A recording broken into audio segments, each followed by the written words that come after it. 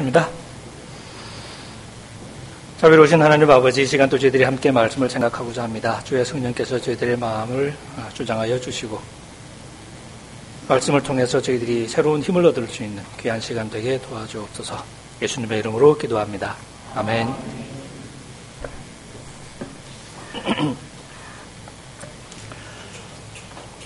제가 기억하건대는 아마 이렇게 제가 요한계시록으로 처음 설교를 하는 것 같습니다. 좀 놀라운 얘기이기도 한데 지금까지 다른 어디에서 또 제가 요한계시록을 설교해 본 적은 없습니다. 오늘은 제가 요한계시록을 폈습니다. 자세한 내용을 얘기하려고 하기보다는 요한계시록이라는 그 자체가 어떻게 보면 성경 속에 있다는 것이 우리 신앙에 어떻게 보면 참 이렇게 중요한 의미가 있다는 것을 다시 한번 생각하고 싶어서 요한계시록의 말씀을 골랐습니다. 요한계시록 저희들이 1장 부분도 있고 4장도 읽었는데 사실은 어떻게 보면 처음부터 끝까지 쭉 읽어야 다 이렇게 되는 얘기겠죠. 내용을 상세하게 소개하려는 의도보다는 요한계시록은 우리가 잘 아는 것처럼 본 이야기죠.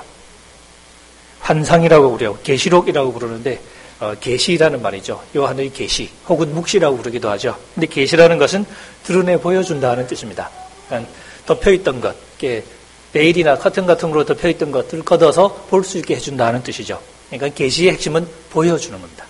물론 이게 단순히 눈으로 볼 수 있게 보여주는 것뿐만 아니라 우리 귀로 들을 수 있게도 해주고 우리의 어떤 마음으로 느낄 수도 있게 해주고 여러 가지겠지만 결국 우리가 한마디로 본다고 말할 수 있는 그런 경험을 의도한 거죠. 그래서 시작할 때 보면 예수 그리스도의 계시라. 하나님이 그에게 주사 반드시 속히 일어날 일들을 그 종들에게 보이시려고 그의 천사를 그 종 요한에게 보내어 알게 하셨다. 요한은 하나님의 말씀과 예수 그리스도의 증거, 곧 자기가 본 것을 다 증거했다. 이게 보았다는 단어가 나오죠. 이 예언의 말씀을 읽는 자와 듣는 자와 그 가운데 기록한 것을 지키는 자는 복이 있나니 때가 가까움이라. 이게 읽는 자, 듣는 자가 이렇게 따로 나오는 것은 사실 초대교회 예배 분위기는 지금하고 좀 달라서 지금은 여러분 손에 다 성경책이 있잖아요. 그때는 그런 거 없었죠. 그 두루마리로 된 성경이 있을 수도 있고 없을 수도 있고 그랬겠죠. 그리고 사실 그 두루마리 만드는 것도 굉장히 비싼 그런 시대였으니까. 그래서 대개 예배의 풍경은 한 사람이 그 두루마리를 들고서 읽습니다. 그러면 나머지는 다 듣죠.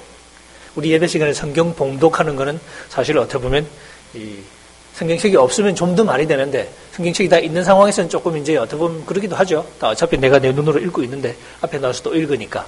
좀 의식적인 면이 있지만 초대교회 때는 실제로 앞에서 읽어주면 대부분 사람들은 그냥 듣는 거였습니다. 그래서 읽는 자와 듣는 자가 이렇게 함께 예배에 지금 참여하는 거죠. 그리고 그 가운데 있는 것을 지키는 자. 이게 지키는 것은 단순히 뭐 이렇게 명령을 주셔가지고 그걸 우리가 순종한다 하는 그런 의미를 넘어서 우리가 듣는 그 모든 것을 우리의 마음에 이제 새기는 거죠. 때로는 우리에게 명령을 주실 때도 있죠. 이거 해, 그럼 예, 하는 거죠. 하지 마, 그럼 예, 안 하는 거죠. 하지만 때로는 하나님 우리에게 다른 방식으로도 말씀하시죠. 단순히 뭘 하라 하지 말라를 넘어서 때로는 이야기를 들려주시기도 하고 그럼 우리가 그 이야기를 듣습니다. 때로는 그림을 그려 보여주시기도 하고 그럼 우리가 그 그림을 쳐다보죠. 그리고 그 그림을 마음속에 담습니다. 그 하나하나가 우리에게 다 교육이 되는 거죠. 그래서 우리가 조금씩 어떻게 보면 이 사람 같아지는 거죠. 그런 과정이 어떻게 보면 우리가 이 말씀을 통해서 일어난다고 할 수 있습니다. 요한계시록이 처음 시작할 때 이렇게 이제 본 것을 기록한 이야기라고 하고 있고, 여러분 보시면 첫 부분에 예수님께서 성령께서 교회에게 주는 이렇게 편지가 나오죠. 소아시아에 있던 7 교회들, 7 교회들에 편지하시는 얘기가 나오고, 그리고 그 편지 끝에 보면 항상 귀 있는 자는 성령이 교회에 하시는 말씀을 들어라 이렇게 얘기를 하고 있습니다. 그 말씀을 듣는 거죠. 듣는 것도 우리의 감각 중에 하나입니다. 그죠?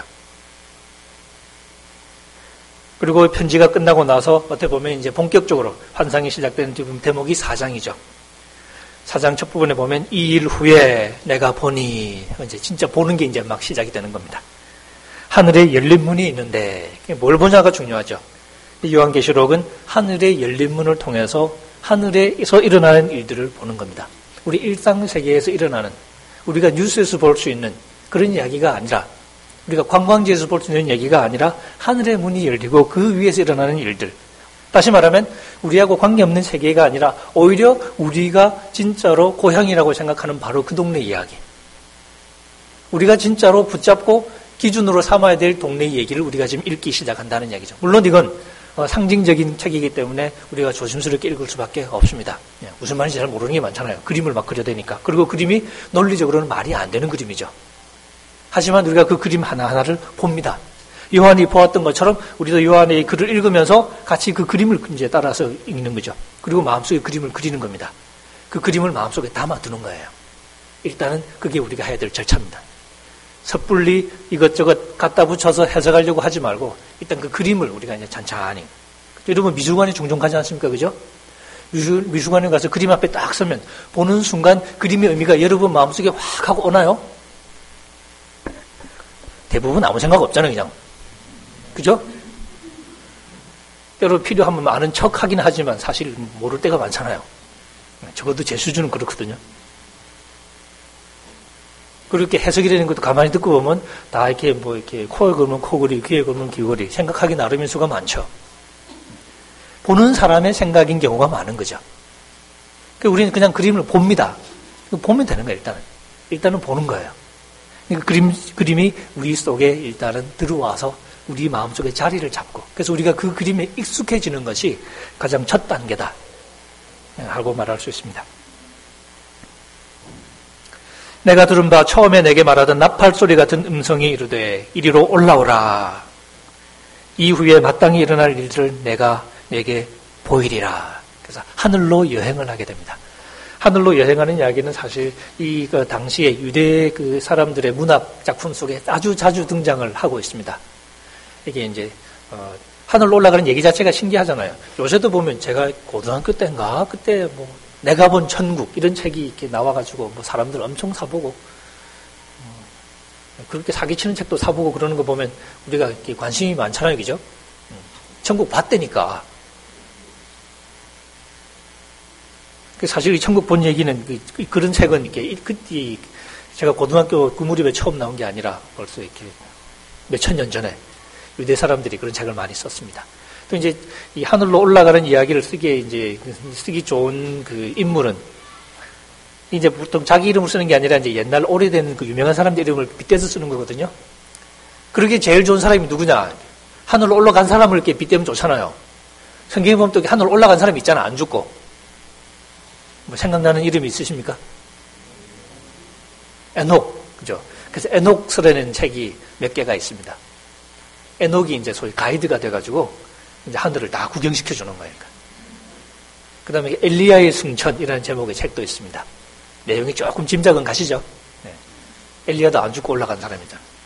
그러니까 사실 서양 문학에도 여러분 단테라는 사람이 쓴 신곡 보시면 지옥편, 연옥편 이렇게 나오죠? 그래서 이렇게 딱 여행을 이렇게 하고 다니면서 또 안내자가 나오고 여행을 시켜주고 그런 얘기가 나오고 영국 존 밀턴이라는 작가도 신라권이라는 작품을 쓰고 그러지 않습니까? 이처럼 이제 천국이나 하늘 세계를 여행하는 이야기를 이게 실제로 그렇게 문자적으로 그렇게 다녀왔다는 이야기라고 생각하지 않죠. 어떤 영적인 진리를 그런 어떤 구체적인 이미지로 표현을 하는 거죠. 실제로 그렇게 이렇게 버스 타고 갔다 왔다, 마차 타고 갔다 왔다 그런 얘기가 아니라 어떻게 보면 바로 그것이 우리가 하나님과 더불어 살아가는 영적인 세계에 우리가 평소에 눈으로 잘 보지 못하는 어떤 진리를 나타내는 방식이 되는 거죠. 그러니까 우리가 잘 느끼지 못하니까 눈으로 보이는 형태로, 귀로 들을 수 있는 형태로 어떻게 보면 이렇게 보여주는 거죠.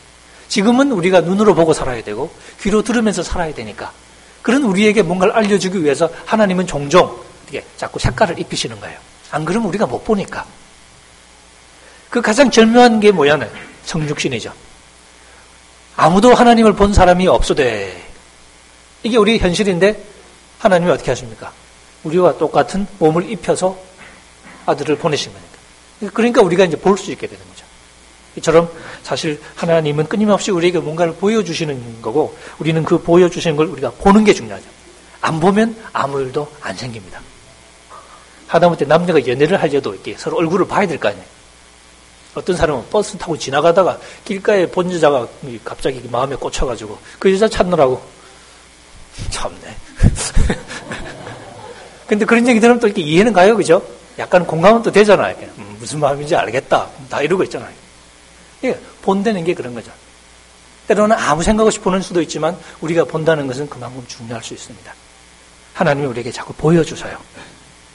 그래서 하나님께서 내가 너에게 앞으로 일어날 일들로 보여주겠다. 그러니까 올라오라 라고 말씀하시고 4장 2절에 보시면 내가 곧 성령에 감동되었더니 그리고 그 다음에 보라.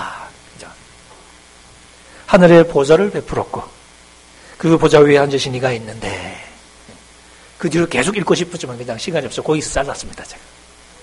거기서부터 이제 그림을 보기 시작하죠. 성령에 감동되고서 그 감동된 마음으로 이제 하늘의 장면들을 보기 시작합니다. 가장 먼저 본 게 뭐냐? 하나님의 보좌를 봅니다. 보좌에 앉아 계시는 하나님을 보고 그 주위에 둘러서 있는 장로들을 보고 짐승들을 보고 그 모든 것들이 하나님을 찬양하는 그 찬양의 음성을 듣고 가장 먼저 보는 게 하나님의 그 영광의 보좌예요.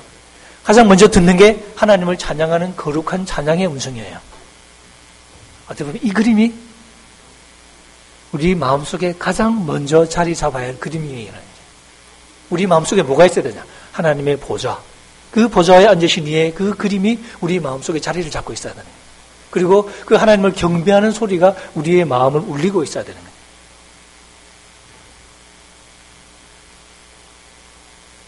어린이들 되게 이제 좀 어린아이들도 이렇게 스트레스를 많이 받고 이게 병에 걸리는 애들이 많잖아요. 마음의 병에 걸리는 애들이 많은데 그런 아이들 이제 심리치료를 이렇게 하는 사람들이 있지 않습니까?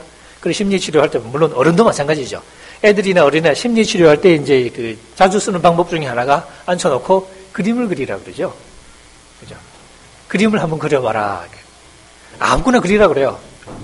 애들한테는 가족을 한번 그려보라 그러죠. 이제 대개 이제 그림을 그리면 이렇게 자기가 있고 그 다음에 이제 뭐 엄마 나오고, 근데 아무리 찾아봐도 아빠는 안 나오고, 아빠 분명히 살아있는데. 그럼 이제 그 뭐라고 해석을 하겠습니까? 가족에는 아빠가 있지만 이 아이의 세계 속에는, 이 아이의 마음 속에는 아빠라는 존재가 의미가 없는 거예요. 그러니까 그림 속에 안 나와요. 나와서 역할이 없어. 대사가 하나도 없어요. 카메라가 한 번도 안 가. 아빠는 없는 거예요. 그러면 이제 그걸 보면서 이 가정에 지금 뭔가 관계가 자연스럽지 않다는 걸 느끼게 되죠. 이 아이에게 가장 중요한 건 엄마야. 근데 엄마의 얼굴이 보니까 환하게 빛난 얼굴이 아니라 어두워. 그게 또 조금 이렇게 그렇죠? 그러니까 그런 하나하나가 물론 때로는 뜻없이 그려지는 걸 수도 있겠지만 그것이 마음속에 있는 아이의 그 마음의 그림을 표현한 걸 수 있죠. 그러니까 아이 마음속에 그림이 있는 거니까. 그 그림이 그렇게 아름답지가 못해요. 그 그림이 아이를 지배하는 그림이죠. 그걸 표현해 본 거죠. 우리가 그걸 보면 어떻다는 걸 알게 되고 그래서 어디가 잘못됐는지를 조금 우리가 추측을 해가기 시작하죠. 그러면서 그 아이의 그림을 똑바로 만들기 위해서는 뭐냐면 우리가 이 살아가는 이 생활이 올바르게 되어야 아이의 마음속에 그림이 조금씩 바뀌어질 거 아니냐. 그래서 또 이제 문제 해결의 실마리를 찾아갑니다. 이처럼 우리 마음속에는 그림이 있죠. 우리가 그리지는 않지만 그죠? 실제로 그리지는 않지만 저 같은 경우도 이렇게 제가 학교 다닐 때 제일 성적이 안 좋았던 게 미술이라 제가 뭐 그림에 대해서는 별로 할 말이 없습니다만은 그래도 성적이 아주 나쁘진 않아요. 제가 공부를 꽤 했기 때문에 상대적으로 안 좋다는 거지. 우리 마음속에 여러 그림들을 품고 우리 속에 그 그림으로 하나의 세계를 이루고 살아갑니다. 그러니까 우리가 마음속에 형성하고 있는 세계, 이게 우리가 살아가는 실제 바깥 세상하고 같을 수도 있고 아주 다를 수도 있어요. 아이의 그림 속에 아버지가 안 나오는 것처럼. 근데 바로 이 마음속의 그림이 실제로 내 행동을 움직이는 진짜 그림이죠. 이거는 말하자면 일종의 우리가 우리의 삶을 연극이라고 치면 우리의 삶을 연기하게 만드는 대본과도 같은 그런 그림이에요. 그 그림이 우리 마음속에 있는 거니까 우리는 그 대본을 따라서 우리에게 주어진 역할이 그거라고 생각하고 우리가 행동을 하게 되어 있습니다. 이 그림 속에는 우리가 의식하는 부분도 있을 테고 또 우리가 의식하지 못하는 부분도 있을 거예요.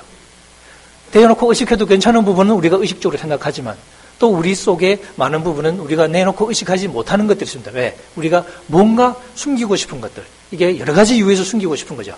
그런 경우는 우리 마음의 바닥 속으로 들어가서 우리 눈에도 안 보입니다. 우리도 모르죠. 그래서 우리가 내 마음을 나도 모르는 삶을 살아가게 되는 게 하지만 내 행동하고 내가 살아가는 모습을 하나하나 뜯어보면 뭔가 내 바닥 속에 뭔가 나를 움직이는 게 있다는 걸 느끼게 되죠. TV를 많이 보죠. TV는 눈으로 보는 거잖아요. 그림입니다. 그죠?